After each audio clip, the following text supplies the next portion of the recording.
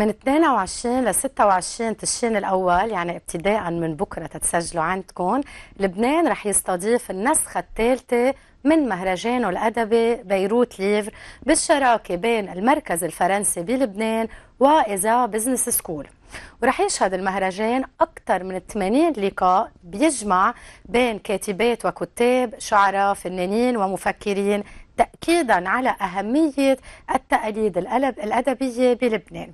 حتى نحكي أكثر عن هيدا النشاط الثقافي المميز والمهم، بصرني استضيف معي اليوم باستوديو سارة حبيقة، chargée de mission pour le livre et coordinatrice du festival Beyrouth Livre, وسارة غربال، attachée pour le livre et le débat d'idées et commissaire du festival Beyrouth Livre.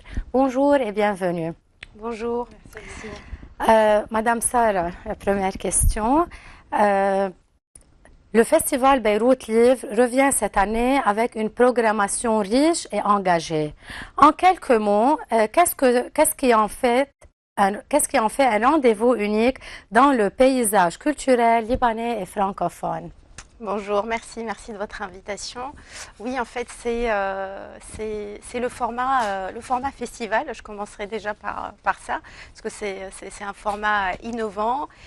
On a l'habitude plus ici et peut-être un peu aussi dans la région avec les salons du livre. Et donc là, c'est un festival qui invite tout le monde à partager une seule et même passion, la lecture et les livres, donc dans toutes leurs formes et leur genre, que ce soit la littérature, la poésie, les essais, donc vraiment toute littérature et en partage avec les arts. Donc c'est vraiment un festival pluridisciplinaire, c'est ça qui fait sa particularité et qui se déploie partout au Liban. Et quelle nouveauté pour cette édition 2025? Y a-t-il un thème ou un message particulier que vous souhaitez transmettre? Alors, il y a toujours la jeunesse qui est au cœur de ce festival et il y a des nouveautés cette année. On est ravis d'accueillir la Cité internationale de la langue française et le prix Albert Londres. Donc c'est un prix prestigieux qui récompense le journalisme francophone. Sarah. يعني معنا اثنين سارة اليوم بالاستوديو. Cette troisième édition accueille plus de 80 auteurs et autrices venus du monde entier. Elle est répartie sur 20 lieux au Liban. Comment se construit cette programmation et quels en sont les grands temps forts à Beyrouth et en région? Oui, donc voilà, déjà cette semaine, à partir du mercredi au vendredi, on sera dans plusieurs quartiers de Beyrouth. Chaque soir, on sera dans un quartier différent. Le week-end, on sera à l'ESA Business School. La répartition durant la semaine, déjà le 23 octobre, on aura tout d'abord l'itinéraire littéraire qui sera à Marem Khayel, au quartier de Marem Khayel, où des auteurs et autrices vont être répartis dans des cafés, galeries, restaurants de Marem Khayel pour rencontrer le public et faire signer aussi leurs ouvrages.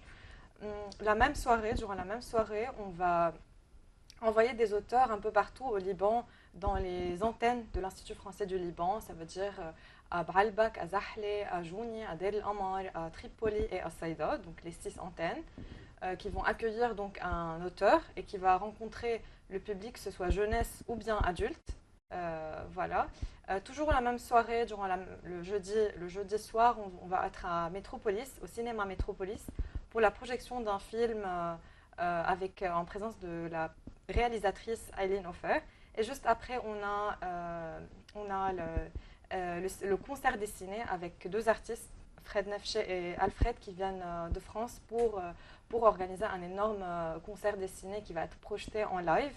Vendredi soir aussi, on a un concert dessiné précédé par Beyrouth Rivage, un spectacle organisé par des Libanais, etc.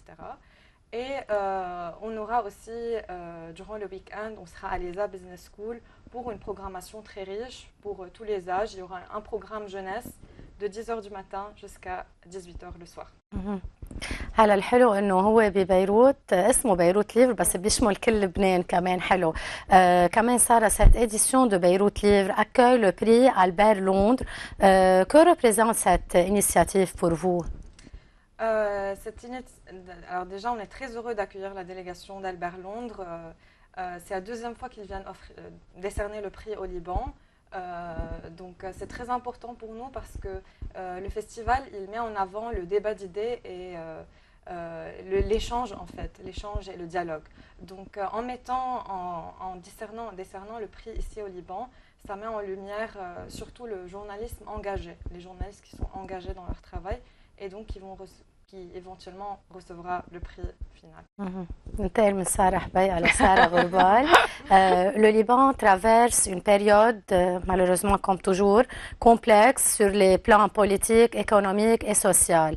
En quoi la culture et particulièrement le livre peut-elle être un espace de résilience et de rassemblement?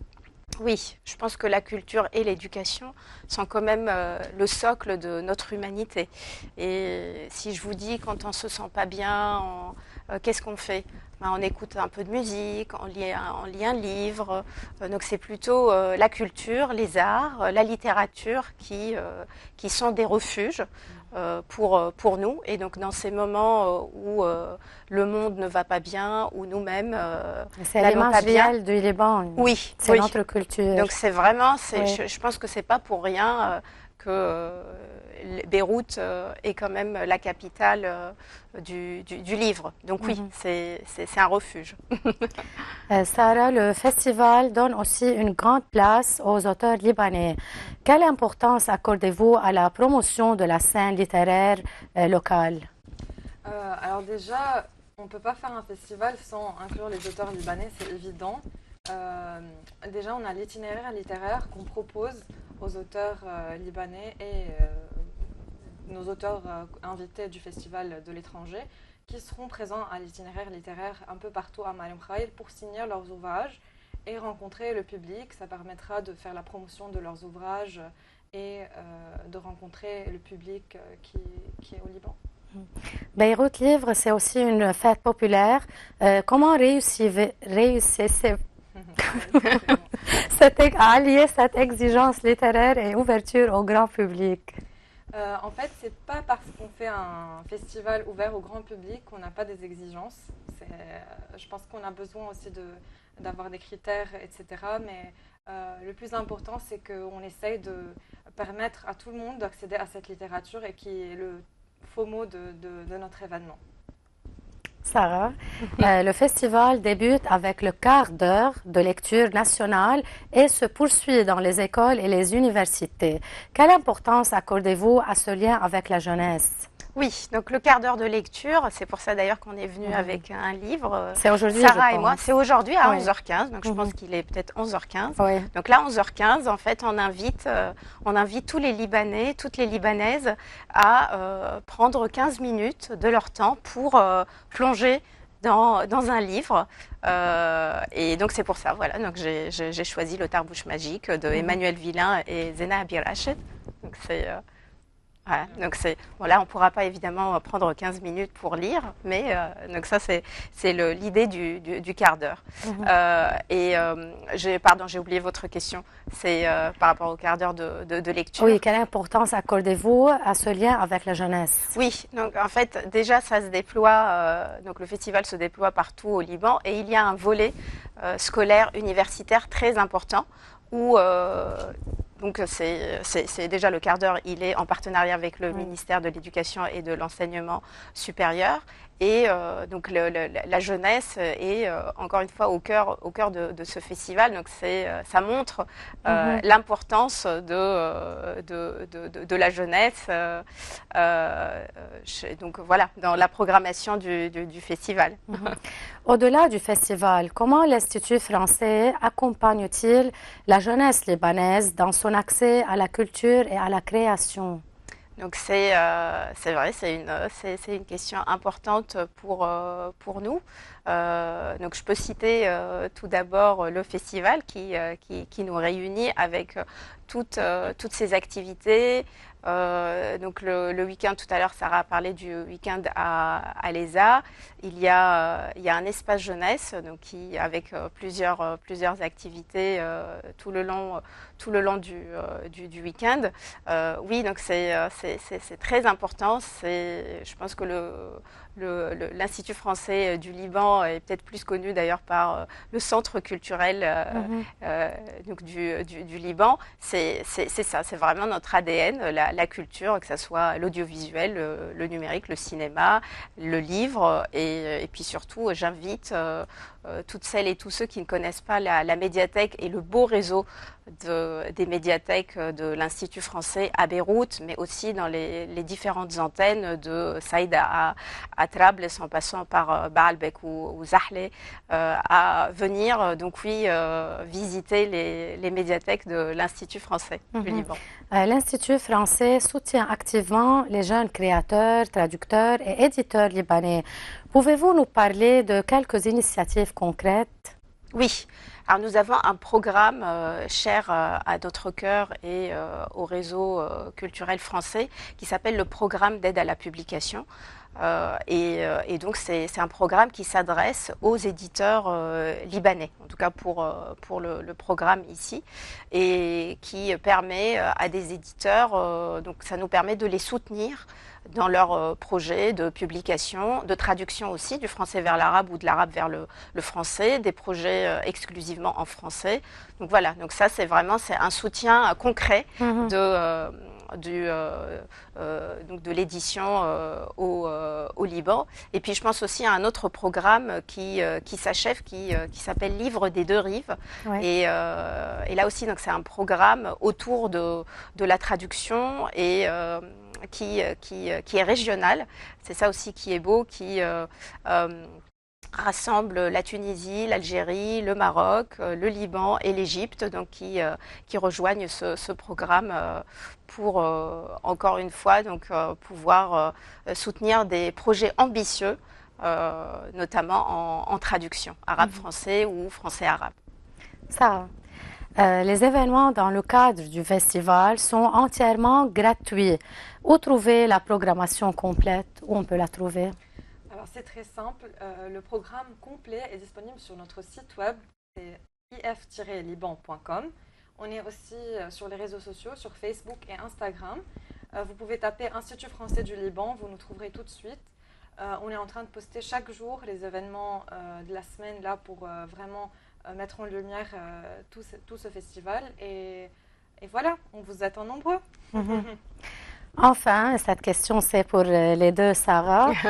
Quel message souhaitez-vous adresser au public libanais et plus largement au monde francophone à l'occasion de ce festival Beyrouth Livre?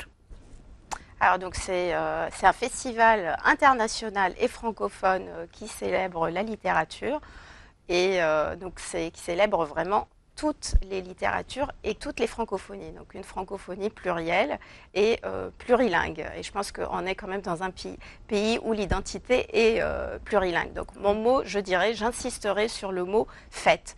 Donc le festival est une fête du livre, et c'est vraiment une fête du livre, et c'est pas une punition comme à l'école où on nous demandait des fiches de lecture, ou pour avoir une bonne note, il faut lire tel ou tel livre. C'est le plaisir qui est au cœur de ce festival. Et Sarah? Oui, moi je dirais qu'un festival comme ça, ouvert à tout le monde, gratuit, pour tous les âges, un peu partout au Liban, il n'y en a pas tous les jours. Donc vraiment, si les gens ont l'occasion de participer à ce festival, que ce soit en semaine ou le week-end, ce serait super, sachant que le week-end, il y a un programme pour tout le monde, donc pour tous les âges. Il y aura aussi des stands de nourriture et des scènes un peu partout. Donc les gens peuvent vraiment passer une belle journée à l'ESA Business School dans le cadre de Beyrouth Livre. Je vous remercie et bonne chance. ومشاهدينا مع الكتاب يلي دايما بنحب نركز انه هو ايماج لبنان. هيدي الصورة يلي دايما بنحب نعطيها على قد ما بنقرا على قد ما منخفف جهل، على قد ما منخفف تخلف، على قد ما منخفف أفكار سلبية. وهيدا اللي فعلا لبنان بحاجة له. لبنان بحاجة يقرأ أكتر حتى يوعى أكتر. ومثل ما دايما منشوف يعني للأسف دايما التسويق للأسف مرات كتير بيكون للأشياء البشعة بلبنان. لا، نحن دايما بنحب نركز على الاشياء اللي بتعطي الصوره الحلوه للبنان، وكمان من الاشياء المهمه اللي مثل الكتاب. وما حدا يقول انه الكتاب بيزهق، لانه الكتاب بيوديك لعالم تاني، وهذا العالم التاني هو وحده اللي رح كمان يفيدك ويسليك. نحن مشاهدينا مكملين معكم، ما تفلوا بريك ونبقى مع اخر ضيف.